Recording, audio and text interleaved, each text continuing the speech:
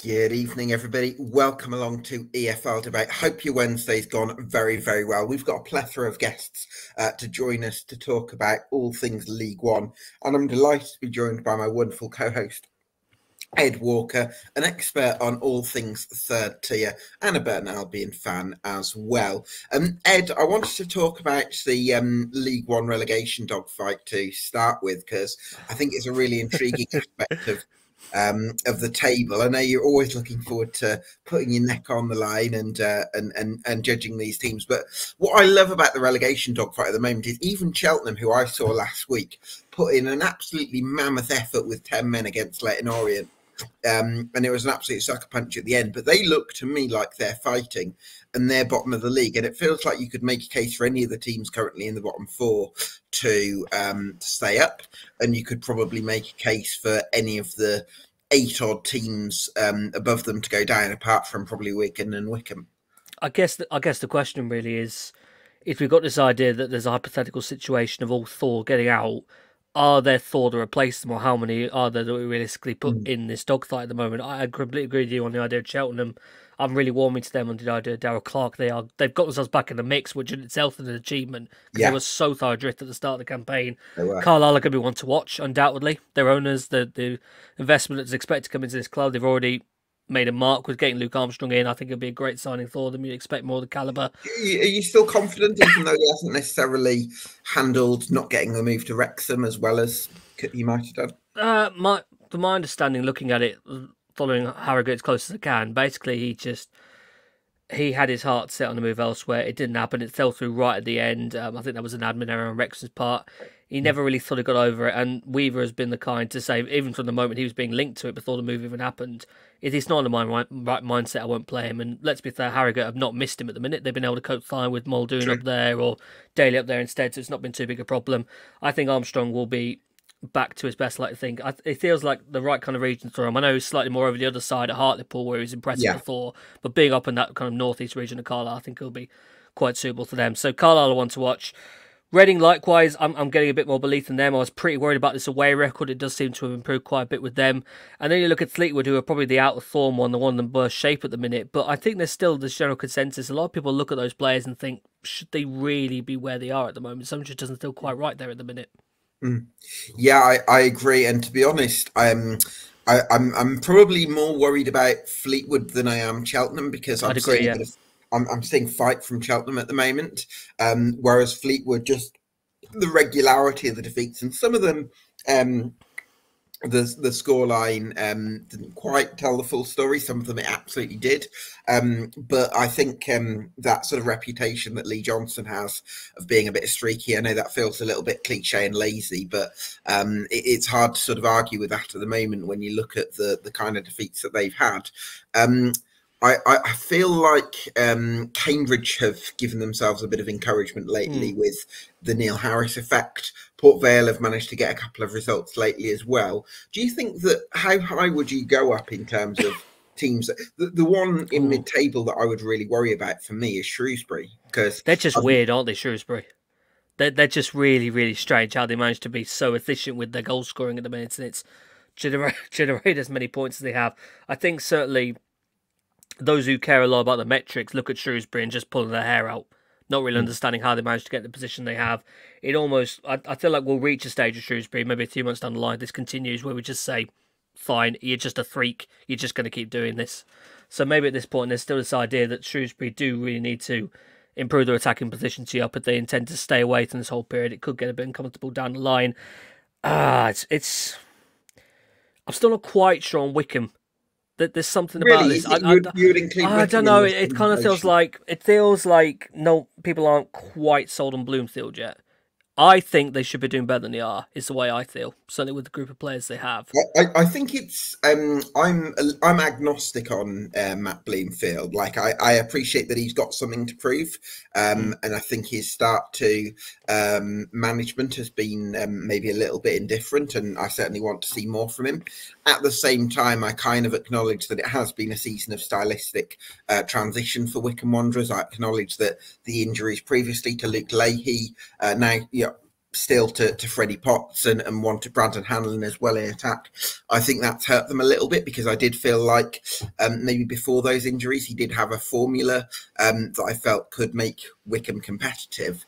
And I would probably say that with a fully fit squad, I think that you're probably getting better results. So while I'm not necessarily 100% in the camp that Matt Bloomfield is going to lead Wycombe into the, in long term onto the right path, I still have questions that I'd like to see answered. I think in terms of relegation, I think they're a notch above some of the teams towards the bottom. No, that's there. So I think for me it has to be 19th then. I think you have to look at the two immediately above as the ones who are in the biggest problem in it. Burton are a very intriguing one. We'll just basically wait until this manager appointment. A little bit worried from a personal perspective if they head into is time of the essence, do you think, for Burton? Well, that's the thing, Gab. If it's anything like what happened at the weekend at Oxford, you can write off the next Christmas period if they're going to have the interim for all that period, for that whole period of time, because it was the absolute worst you can be. You come to beat and you don't even put a shot on goal, and that's not the first time Burton have gone a game without putting a shot on goal either. I think Gary Mills probably is a bit more talk than work at the minute. He seems to insist he's implementing something. There'll need to be evidence in the actual games before that gets believed by the fan base. So it's a difficult one now. We're 2 days out, we're 3 days out to the next game at Charlton at the weekend, which is quite short notice for a new manager to come in now. So you're either accepting that this process is going to drag out and you're going to get someone in after this festive period, this period of intense games, or you bring the manager in partway through it, which maybe works better for confidence, but he's not exactly got a lot of time to implement things in before just getting into the hectic schedule of games. So it's a little bit awkward for them at the minute. But there's still maybe that little bit of belief in Burton that it could be a fantastic appointment that changes the mood around the club. And I suppose with Exeter, really, that they're kind of maybe thinking the same way about whether Caldwell, a bit like Dina, should be dismissed and moved on. I think the club seems to be pretty firm in their position that they are going to stand by Gary Caldwell through what has been a very poor run of results, 3 months, and I don't think there's any getting away from that. And I think injuries as a factor only goes so far. At the same time, you look at it, and I look at the impact at Crewe Alexandra a couple of seasons ago when they lost all their best players in a short space of time, and I do think that just has a massive effect at clubs. I wonder if there's a little bit of weight as well, Gab, because they started so good, and it just has been this real noticeable fall since, and I'm wondering if that's almost also playing a part in it themselves, that it all felt so good around sort of September time. Sure, but really what I would say though, Ed, on that is that the spirit that those players showed in the second half with 10 men when you're behind, I think suggests a team and a group of players that are fighting for their manager. And I think that if they can get a number 9 in the building and strengthen their squad, which I would expect Exeter, given the volume of play and the fee involved in player sales in recent years, I'd expect them to have. Well, I noticed they've recalled Sonny Cox from a loan. I can't remember where non-league it was. Taunton, I want to say. It might have been, yeah. Sonny Cox has been one who's been kind of earmarked for a while as being kind of one of the latest to emerge out of this conveyor belt, isn't it? So there's an opportunity for him at the minute. You'd have to say an Exeter team. Yeah, absolutely. Yeah, and I mean, I think you'd kind of think that he'd be part of the squad rather than necessarily someone that you hang your hat on. But yeah, I think the right additions for Exeter will make a massive difference. And then above that, I think Northampton, they look like they've got too much of they've got a solid base of sort of 7 or 8 players who are sort of 6 or 7 out of 10 every week, and then you've got your Hoskins, your Mark Leonards, your Mitch Pinnocks. If they can hold on to those players in January, you'd feel like they'll have enough to sort of tick off the points that they'll need. Is there any possibility of Hoskins moving on? It just feels like he's cemented there now. I mean, you sometimes see it where, I suppose Alfie May, for example, has had to have 2 really good seasons in League One in order to get a move. So, our clubs, because it's a lot of Championship clubs nowadays value the assets, the high potential talent, rather than necessarily the 30-year-olds that are doing it. I wouldn't have thought we'd see Hoskins anywhere near the Championship, really. It's just the longevity he's had now at this team, the fact that he's in the golden period of his time there, and it's been such a long period. It almost just it's just one of those that you kind of feel like, where would he move on, really? Would you leave a club I mean, that's so integral I to for wouldn't so many see it years? as like completely outside the realms of possibility that Rotherham felt like we need a goal scorer. Let's go. But I actually think that Northampton have got probably more. Hoskins is like you've got that sort of proven productivity, which I think is really valuable to them. But I think in terms of like Mitch Pinnock and even Kieran Bowie, I think probably better all round footballers than Hoskins. I would maybe argue. Maybe more industrious, yeah. And I've always been really keen on Louis Perret whenever I've seen him, kind of battering around, leading the line. It'd be good to have him fully back up to speed and getting action again, because I think Bowie's still been leading the line ahead of him for a lot of games so far. And then I suppose really, the one that kind of intrigues me most with Northampton is maybe midfield. It's maybe we see a bit more from maybe Sean McWilliams or William Hondermark. They feel like the ones who maybe have long-term value that other clubs might be interested in. Yeah, possibly. Well, Sean McWilliams, I think it was, made a really good run to create one of their chances. I think it was the opening goal at Carlisle, didn't he? So he's clearly got that in his locker. Look, I just think Northampton have got, if they keep everyone fit, I think which is something they've probably struggled with a little bit at times, certainly second half of last season. I think that's going to be massive, especially their sort of big in hitters. terms of this, who's outside that's still in this mix, I think right now I'm looking at basically 19th and below as the conversation. I know there's still a good argument for there's still an argument for Shrewsbury, certainly. I'd agree on that. I know they are quite a distance ahead of those at the moment, but you know what? I wasn't impressed by Leyton Orient last week. They are, and before that they were on a bit of a bad run.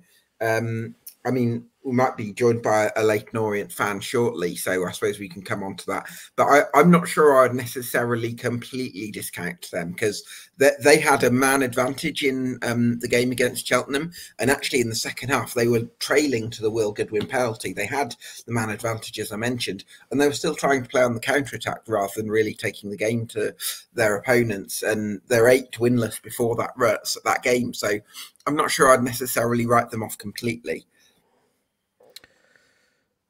I just kind of have a little bit of faith in Orient. I don't know. Yeah. It's something about Richie, about the players they have. I think Shakai Thord actually have been quite keen on him. He's quite underrated at the minute. He's had a decent impact for them, often from the bench on the right hand side. So I've just got a little bit of a leaf in Orient at the minute. Certainly more than I do say a Burton or an Exeter or Fleetwood at the moment.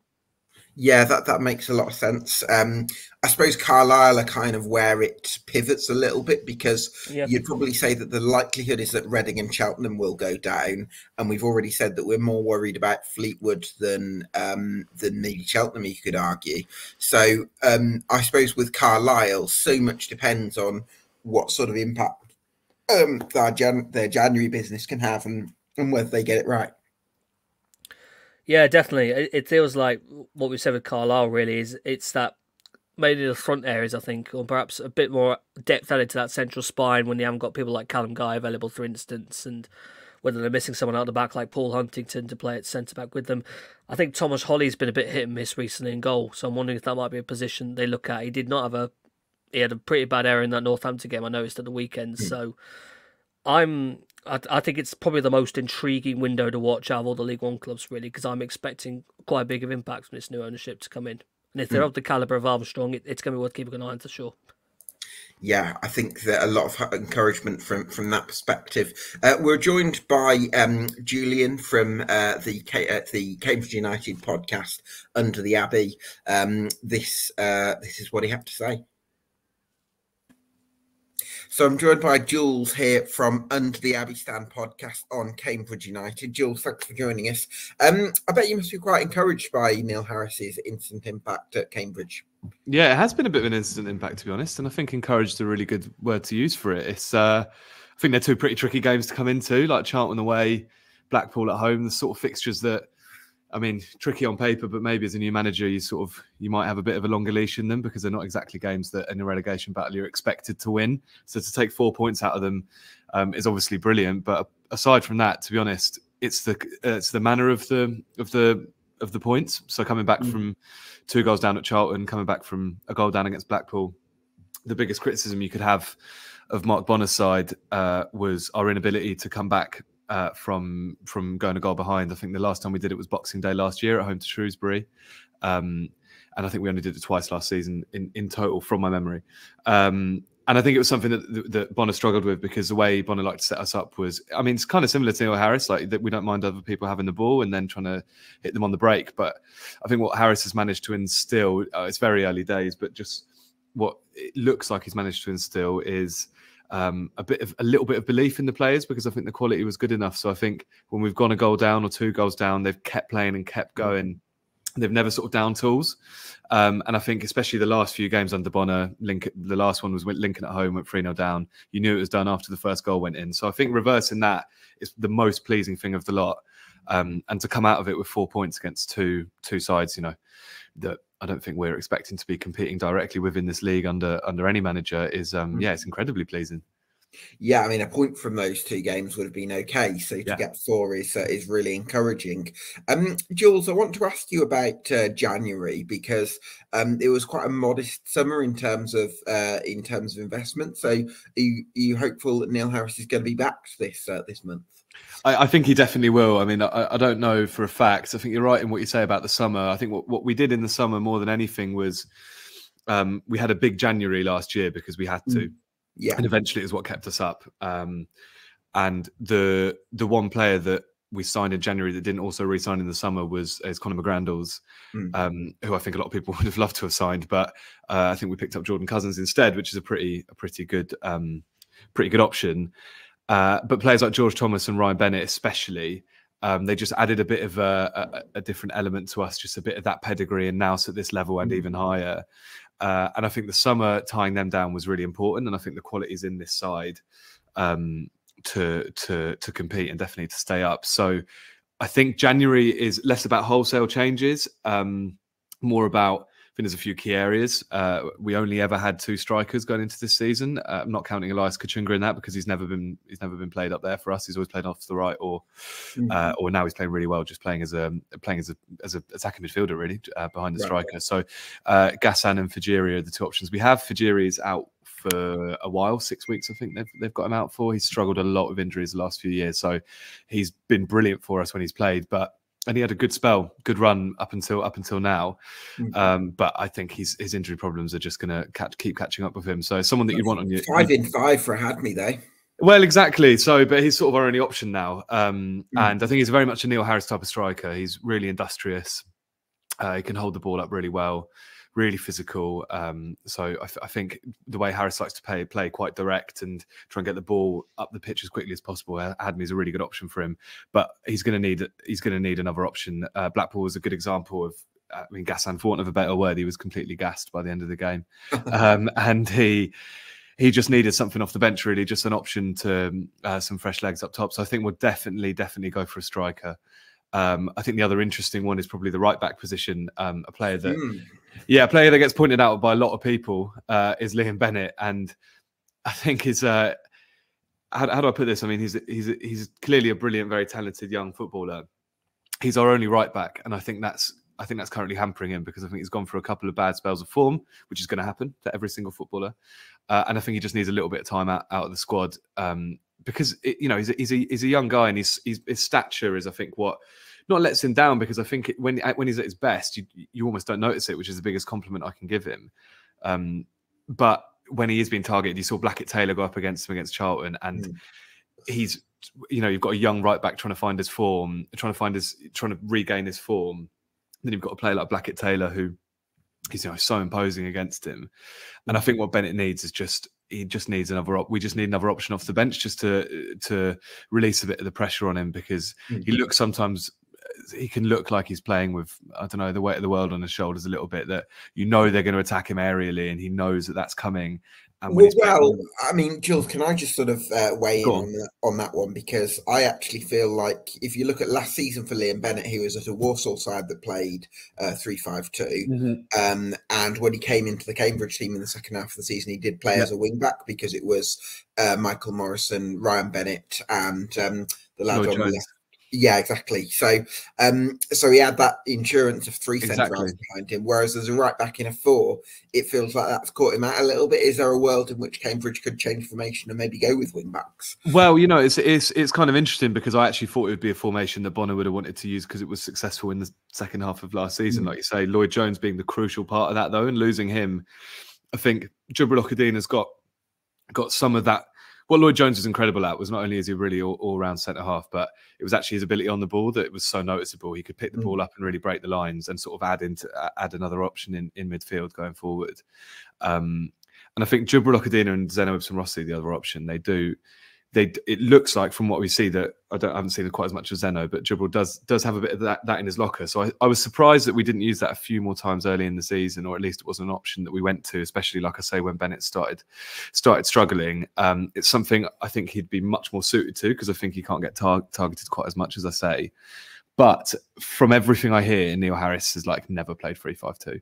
So I don't think I don't think it's going to be an option for Harris, but remains to be seen whether he'll give it a go, because I'm certainly not against it. Could he play on the right wing possibly, Liam Bennett? He could do. We've got some fairly decent options up there with Kai, Brophy. Jana had a decent start to the season, but some question marks around him. He could do. I suppose it's it's a sort of debate you hear about Trent Alexander-Arnold a lot in obviously a much higher division, but you hear like, is he actually a right back? And I think Bennett definitely can be one day, but I think there's a lot to learn. Like you say, you're a bit more exposed when you're in that position, and at this level, there is a jump when you're League Two to League One. Might not be the biggest jump between divisions in the EFL, but I think there is still some games like I say, I mentioned Blackett Taylor. It just can become so obvious that, like I say, it's a player out of form more than anything, because I don't want to rewrite history and be revisionist, because we were praising him as much as anyone, and I'm not saying sell him and never play him again at all. I'm just saying I think the squad needs another option to play four at the back. Maybe if we have both options and you play a free and then a forward, depending on the opposition, then that would be the way to go. But I don't know if that's something that Harris wants to employ or not. I imagine, based on the first two games, Jules, you're more confident in Cambridge's chances of beating the drop this year? Yeah, I am. I am, definitely, to be honest. It's good to see that. I think what we've seen in the first two players is that a lot of us as a fan base were right, that the players are there, the quality is there. Jordan Cousins is a brilliant player, if we can keep him fit. George Thomas, Kachunga, Kai, Morrison, Bennett.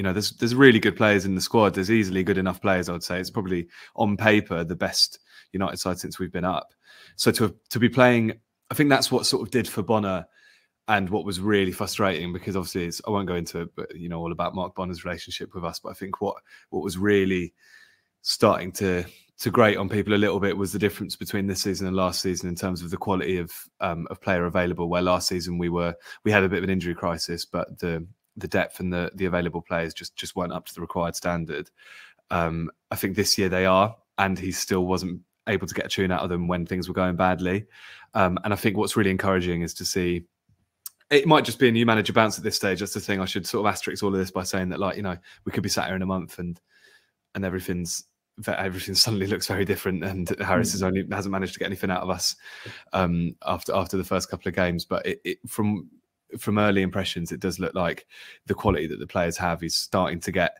You can see it's there, and you can see visibly that we're easily a match for teams like even Charlton and Blackpool. So yeah, it's encouraging, because I think the way we were trending with Bono, we can't rely on an April like we had last year, which was just nothing short of miraculous to keep us up. And fundamentally, that's the most important thing for the football club, is to stay up. So I do feel more confident. I think it's tough down there, though. I mean, Reading starting to play. Cheltenham look like a much better side than I think their league position gives off. Carlisle have got new owners. I think it's competitive, but I do feel pretty confident. And there's a nice 8-point cushion. I know it's early days, but it's a nice 8-point cushion now. Is it 8? Yeah, I think it's 8. So yeah, I'm feeling pretty confident. Decent position to be in. Jules, thanks so much for your time talking to us, and keep up the great work with the Under the Abbey Stand podcast. Cheers, mate.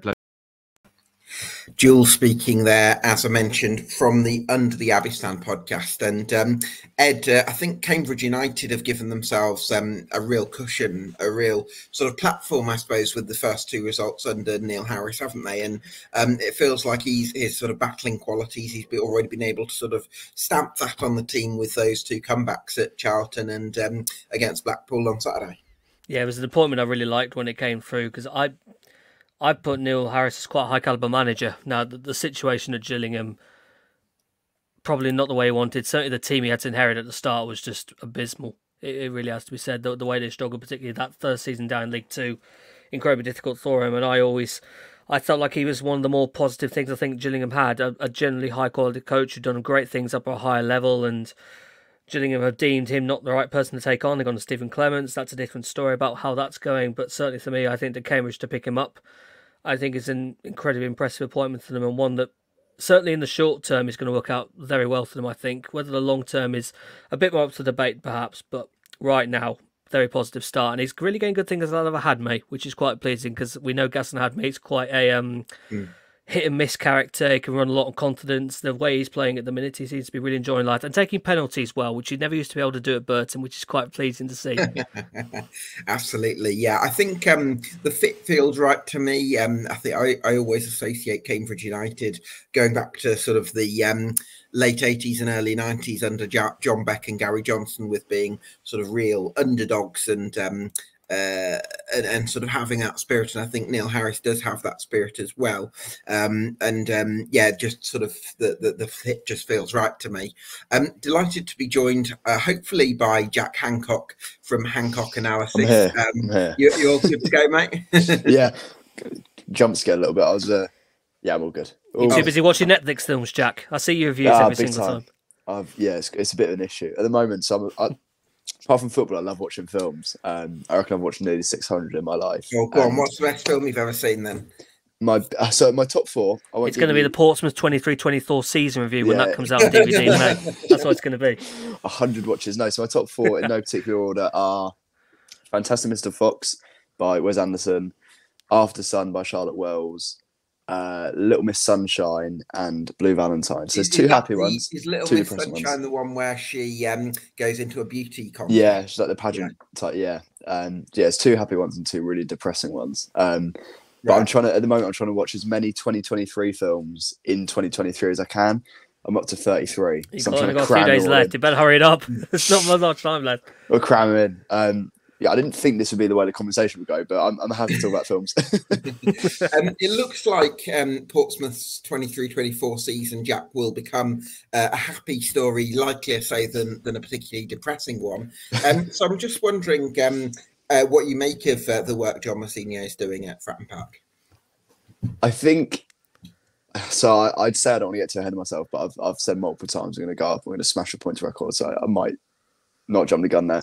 I think miraculous might be an overstatement, but I think in terms of the expectation of both John Mousinho and Portsmouth, we hired Oxford's fifth choice centre back as our manager in January, ahead of just a massive season. I was chatting to Jack Ward about it last night. It's a bit mental when you look back at it. And then over the summer there was a bit of people complained about some of the signings, saying maybe too many free players, too many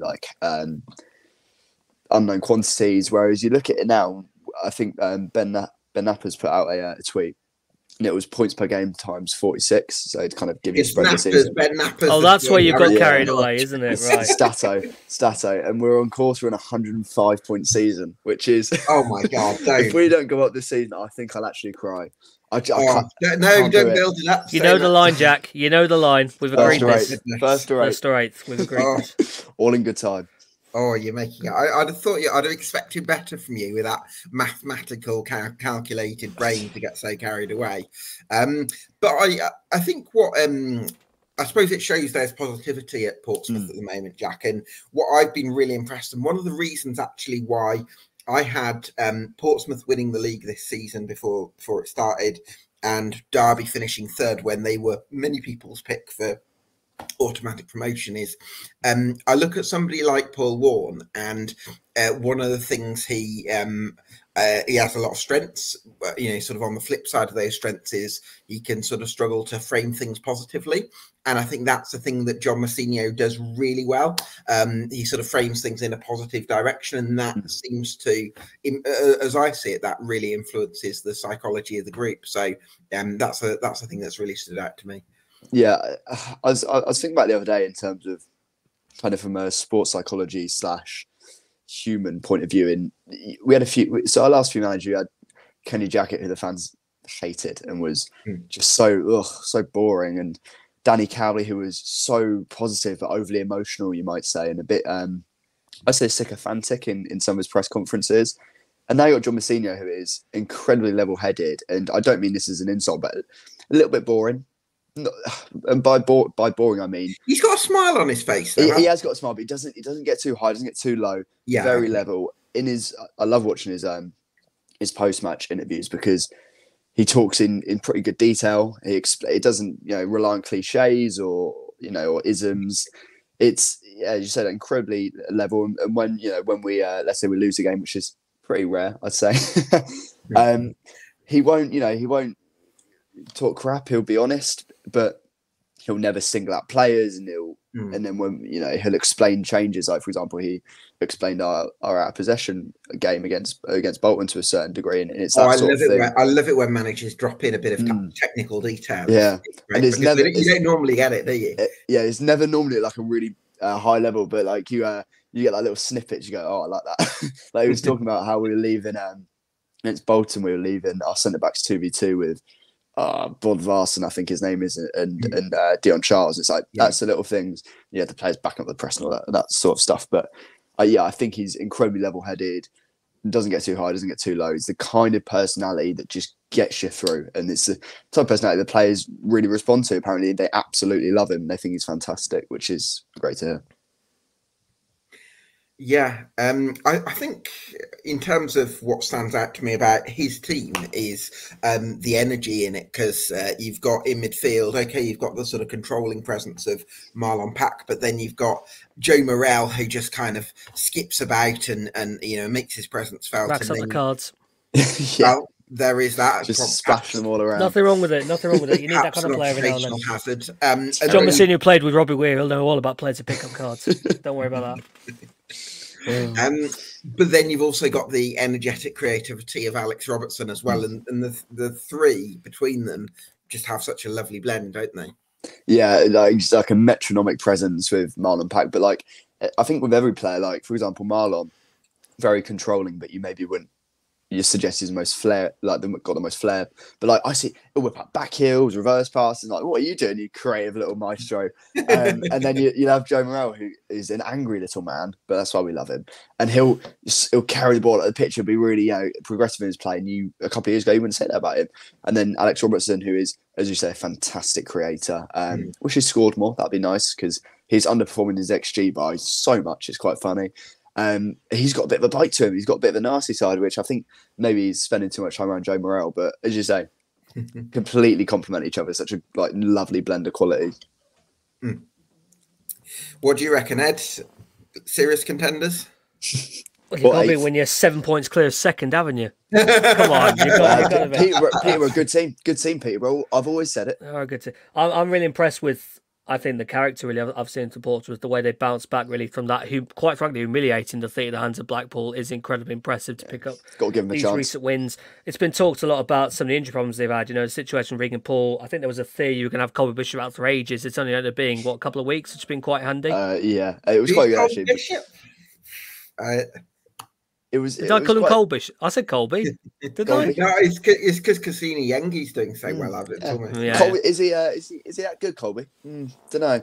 So Ipswich should just not look at him in January. Absolute luxuries you lot have not being able to play Colby Bishop every now and then. I'm just kind of wondering, Jack. I don't want to put a little dampener on this, but I'm thinking about last night. The Wimbledon game. Yeah, I know it's a rotated side, but we kind of pointed out there's a couple of key men already out of this side, Paul being probably the main one at the moment. So is there that kind of worry that it could take, if there was a situation where this second string had to be dragged in a little bit more, could that cause a bit of an issue for them? I'd say if a few came in, it would be fine, but if you had like 5 of these having to play... The goalkeeper one's the one I'm thinking about in particular, Schofield and Norris. Oh, God. Will Norris, if he gets injured, we are actually done for because look, I don't like talking kind of disparagingly of footballers, especially Portsmouth players, but I think with Schofield, there is so much that just worries me, and I can't see us buying a new goalkeeper in January because I just don't think it would happen personally. And with Schofield, he's reactive, not proactive. He's weak to shots that go across him in a low. He's sluggish. His distribution's okay. It's inconsistent, but okay. But it just nothing even comes close to Will Norris. And look, Norris is one of the best goalkeepers in the division. But if Norris was to be out for a couple of months, and you'd have to sign someone new, because there's no way Ryan Schofield could be our number one and play to an acceptable level for a side that are trying to win the league. I just can't see it happening. And where are we on this right back situation at the minute with Swanson and Rafferty both kind of in each other's shoes in some ways? I feel like. Yeah. It's a tough one. I love Zach Swanson. I actually prefer him to Joe Rafferty, but I think with Swanson, he's not been Joe Swanson. Yeah, just merge, cut him in half. I'd say probably down the middle, not across. But I think Messina prefers Rafferty. I think the only league cameos that Swanson's really got recently are at left back for Jack Sparks when he comes off late in games. And the issue is with quite a few of these players in the Papa John's games and the Carabao Cup games is that they don't play much football in the league. So they come in, you have we made 9 changes last night, for example. You get all these players that just aren't sharp. The fans, they play badly. They did play badly. The fans go, not up to snuff. They'll have to go. We'll have to loan out 8 players and sign 8 more years, which isn't happening, by the way. Yeah. And you just think it is impossible for these lads to play well in the Papa John's games because there's not enough minutes in the league, because our first 11 is in such good form. You can't really go make 3 changes at the week and be fine. We made 3 or 4 changes against Cambridge, and in my opinion, that was one of our weaker performances of the season. I know a point was an okay result, but it was nowhere near the standard. And those lads then come out of the league team, and we play our first choice, and we fly. It's really difficult for them. It's really difficult because these are good players. They're not bad players, but where we sat at the minute with these wide options, because I've really grown to like Abu Kamara playing inverted on that right hand side. I'm not quite sure with the left at the minute. It seems like Paddy Lane's an option, Josh Martin's an option. I think Gavin White plays his part here and there at the minute. So I wonder if the Bishop comes back, for instance, does Yangi go back to the left, for instance, or is it those two are going to play up top now for the time being?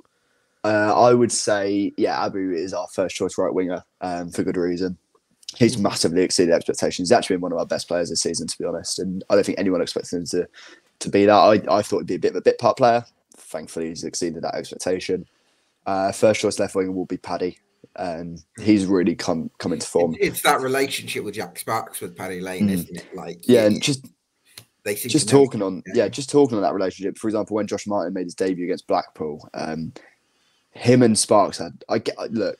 Josh Martin hasn't played a game for us until then, but they had no relationship at all. They weren't running at the same times. They were completely playing on different hymn sheets, sing off different hymn sheets. Don't play off the hymn sheets, never do that. And then, you look at Paddy and Sparks, and they're flying together. I can't see Martin having that starting berth at left winger. I've not been disappointed in him. I just haven't really seen enough to go, I'd absolutely sign him in January to extend his deal. White, confidence player. I don't really know what his deal is. I really hope he succeeds. He got a goal last night. He got an assist against Bolton, and I hope that kind of kicks him on because he's a good player. Who else we got? Scully coming back. That could be anything. I think he needs Jack Sparks at left back though. You can't play Ogilvie and Scully together because of their kind of playing styles. That doesn't work. Yengi, I don't see as a left winger. He's more of a kind of a battering round number 9. Really? Because I was thinking he could be like a League One Thierry Henry. Someone made that comparison once. I'm not sure who it was. That was him. He's been saying that since the start of the season, Jack. It's from the moment he put those predictions out, he's been calling him the League One Henry. Yeah, I'm clinging on to it. But I mean, because that was the review, I think, from Australia, that sometimes he's better cutting in off the left rather than actually down the middle. But that performance against Bolton probably edges you more towards. So I don't hate him starting as a number 9 and then kind of drifting wide. I quite like that actually, but I wouldn't start him as the left winger. I think he's better with his behaviours to come off the left. But then you got Colby Bishop coming back in, and this squad doesn't really suit 4-4-2. And I think long term you could potentially see Colby tried out as a number 10 because I think some of his attributes they marry up quite nicely with Yengi at the kind of at the number 9, for example. Like Colby's playmaking is so underrated in my opinion. If you can kind of get him in the hole, but then the issue is, who drops out of that midfield? That's the thing. I think I kind of quite like the idea of some sort of situation where Bishop starts further forward than Yengi, but then Bishop drops in and you've got Yengi running on. But then, like you say, whether you went to 3-5-2, could that be an option? Sparks left wing back, left three, or even like a 3-4-2-1, for example, a bit like Ipswich at stages last season. You could have kind of maybe like, I don't know, like a lane. I don't know if the two attacking midfielders are here for that. I think we suit a back four, and I'd love to see us try a back three. We've tried it a few times, but not properly. I think we suit a back four quite strongly. But then again, like when everyone's fit, you could have Ogilvy as a left centre back in the back three, Sparks at left wing back. Yeah, that's exciting. We're quite good, aren't we? It's quite nice being good. I mean, it's such an exciting time for Portsmouth because your best team since, I don't know, Europa League days or whatever. It feels like that sort of. So I'm really happy for you from that point of view. January, I'd imagine a centre half is going to be quite a big priority with Regan Poole out injured. Sean Raggett's probably done better than people were expecting, but from a ball playing perspective, you'd probably want another option in there. I think, I think it could possibly be two, because Riley Towler, who was really good last year, don't get me wrong, nowhere near the level this season. So far off it. I think a League Two loan for Riley would be good, and then at that point you've got to replace Regan and Riley. It's supposed to be two. So I like Lewis Freestone, and then another. Regan and Riley sounds like a sort of 80s, or like 80s Muppets cop double. Yeah. Muppets Christmas Carol. You got Riley and Regan.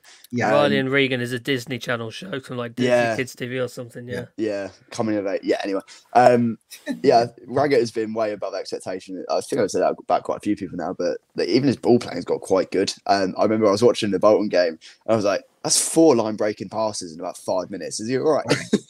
Who are you and what have you done with Sean Raggett? Yeah, I want my clumsy centre back. Stop this nonsense immediately. So it's probably something like 1 or 2 centre backs, depending on Riley Towler, possibly a winger if Josh Martin doesn't re-sign, and possibly a number 9 on loan. But I said it in my article. There are 3 number 9s though for like one. Quite a lot of loans already at this club, it feels like, as well. 2. No, 3. 2. There's also Tino Angerin, isn't it, who disappeared? I don't know what's happened to him. Who is it? We've got Kamara Andrin's he's doing his rehabilitation at Chelsea at the moment. He's got another hamstring injury out until I reckon about February. I forget all these players. I've got Robertson, Kamara, Andrin. Right, it's 3. So you've got 2 loan spaces. So for example, that could be a lone centre back and a lone number 9's backup. I just think I worry that. So someone tweeted out like, we've got Sadie, we've got Yengi, we've got Bishop as our number 9s. I'd say to that, yeah, you don't need a 4th centre foot. I don't like Sadie as a 9. When you're only Jack and I have discussed this before, Gab. Sadie, having seen him at the Pirelli, this idea that Messina's trying to play him almost this kind of really physical number 10, where it's just his best attribute has always been his physical hold-up play. It just bully people off the ball, and then a little bit more playmaking, taking that goal-scoring responsibility away from him. I think there's a future in that for him, because I don't know if I really see him as a goal scoring number 9 in his career. Yeah, just tagging on that, Sadie's not a number 9 at all. As Ed said, he's like almost like a Joel Linton type midfielder, really combative, really aggressive, a bit of a battering ram in midfield. And then you've got Yengi, who has been good recently, don't get me wrong, but he's shown throughout his career he's sort of made a glass a little bit, and going away likely in January of Australia for the Asia Cup. And then you're kind of left with one, you're left with Bishop. And I think if you look at a lot of promotion-winning teams, you strengthen when you're already on top. You get someone else in who'll just get you more goals or get you more clean sheets. You've got to be a bit greedy to an extent without disrupting the balance of the squad. And there could be 2 or 3 outs in January, including. It's a good point you raised, actually, because it's something to think about with all these leagues, Gab. The fact that we've got an AFCON and an Asian Cup coming up, and there are a few who are going to go off there to the Asian Cup. I mean, Portsmouth, especially now seeing Luongo's retired, probably going to have 2. Robertson, you think, is probably going to be part of it. And then Yengi as well. Kind of leaves you quite gutted, this 7-point gap at the minute, doesn't it? Because that's a couple of your key starters at the minute who are going to be missing for, well, depends how far Australia go, but it could be a month, potentially. I kind of get that. I get the idea of sort of covering yourself, especially for those crunch points of the season. At the same time, there's also part of me that quite likes the dynamic that Portsmouth have got, and admittedly you do need to get a bit lucky with injuries, and I do take that side of it, but what it does allow is to just build a bit of a synergy within the group that you can't get if there's too many players on the outside, if you like. And I sometimes think that maybe the best way to go about it is actually to have a few versatile players within the, a core of sort of 16 or 17 players. You need to go raid Mansfield, Jack. They're full of versatile players. It's a Nigel Clough thing. I don't think they'd appreciate that. But I agree, actually. That I think in best case scenario, you get, let's say you get two signings to get you over the line. You get a centre back that also play at left back to an extent, and you get, I don't know, a striker that can play on the wing. And then that way, like you say, you don't disrupt the synergy too much. You don't have too many cooks spoiling the old broth. And also, like, I know we kind of bang on about it, but Rich, he's got something. He's cooking something. I don't know what he's cooking, but it's good. It's a lovely little soup. So whatever Rich Hughes wants, I kind of trust him. I just go, wow, that'd be a nice article to write, because then I look good because you did a good signing. Yeah. No, I'm a bit like that with Rich Hughes as well. He's proved himself to be such a reliable operator. So I think it's a really exciting time for Portsmouth, and it's been great to get your insight on it, Jack. Keep up the amazing work on Hancock Analysis. Fantastic insight there, and hopefully catch up with you later in the season. Yeah, when we finish 8th. You had to put a downer on it. Wow. The collapse will be televised. It will be beautiful. Merry Christmas, mate. Cheers. Yeah, have a nice New Year. See you guys. Cheers. Delighted to bring in our next guest, which is Charlie Keegan from Central Wigan. How are you, Charlie? I'm good. How are we doing? Yeah, we're really well, thanks. Just wondering what your feeling is on Wigan in terms of how they've solidified over the last couple of months, really, in terms of their position in League One's bottom half. Yeah, we've done really well. Obviously, I remember speaking at the start of the season about the -8 and just having to clear that first and foremost, and we did it really quickly. All things considered, really quickly. And then I think, we've moved up the table pretty well. And we've got to a spot now in the table where I kind of hoped would be the baseline of where we finish in the season. I want us to obviously finish higher than we are right now. We've hit a little bit of a lull.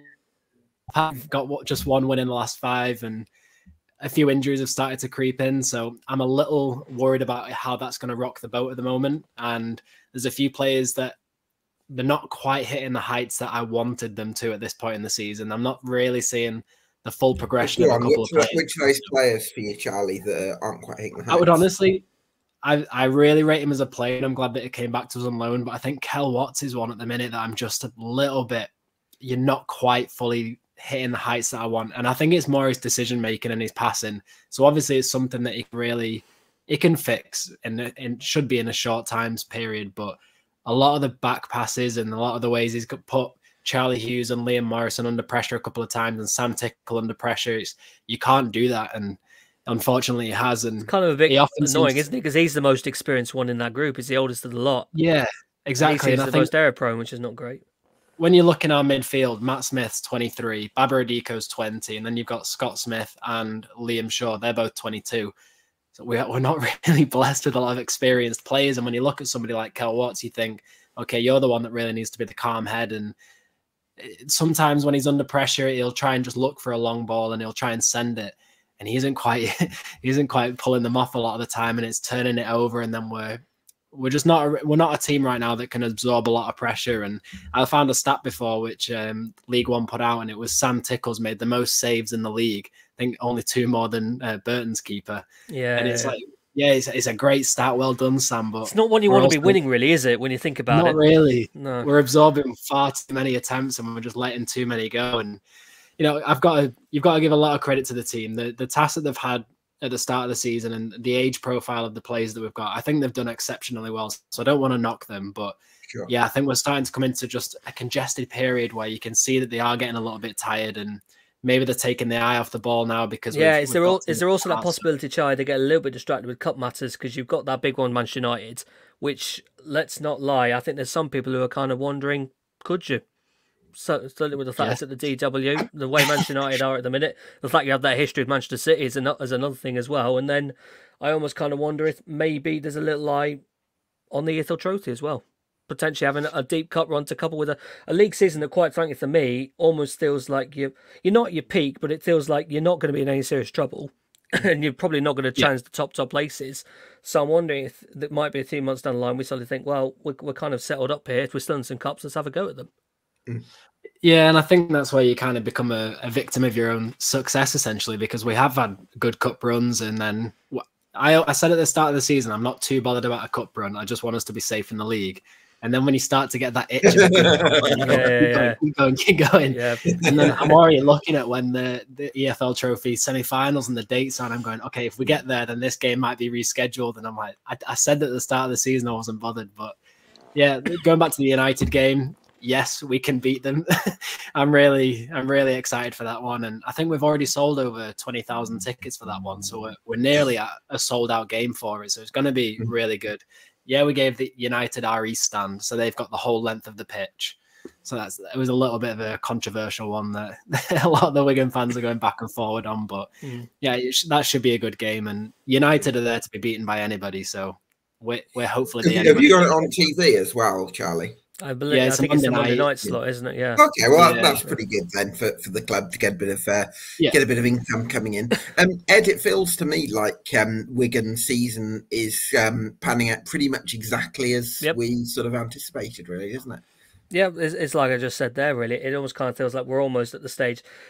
You can't go on the beach in February, but I kind of wondered Wigan kind of feel they could, because you just don't really have any major concerns about them. It feels like, realistically, with the points deduction they've had, the top end is still way too far off of them. But at the same time, as a team that started the season in a lot of trouble, got quickly out of it, they're sat in the bottom half with a positive goal difference, probably the one that you'd expect of like a top half, maybe even potentially pushing top six side. So it's all just ticking along really nicely at the moment. Experience in January, Charlie, that's obviously going to be the big priority for the club. Obviously, they're very much handicapped in what they're going to be able to bring in due to the embargo. So what's January going to look and feel like for the Latics? I think it is going to have to be looking at experienced heads like we just spoke about.